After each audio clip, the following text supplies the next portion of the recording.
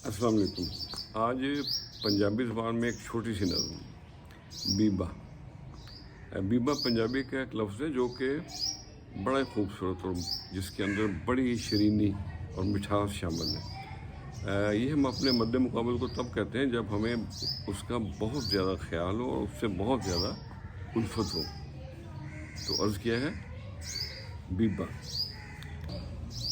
कज के सारे दुख अपने खुशी दी चादर ओढ़ो बीबा, दिते विचों दिंदा जा फेर नहीं पैंदी थोड़ो बीबा।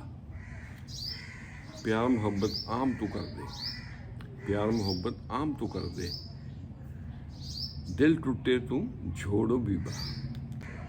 मिठी गल ते मिठा लहजा, नफरत दे बंद मोड़ो बीबा। कदर करनी मित्रां दी, कदर करनी मित्रां दी, सच्चे दिल ना तोड़ो बीबा। हो जावणगे सारे अपने, हो जावणगे सारे अपने, मैं दी हांडी फोड़ो बीबा। दिते विचों देंदा जा फिर नहीं पैंदी थोड़ो बीबा। खुश रहे और सबके साथ आसानियों का सबब बने। अस्सलाम वालेकुम।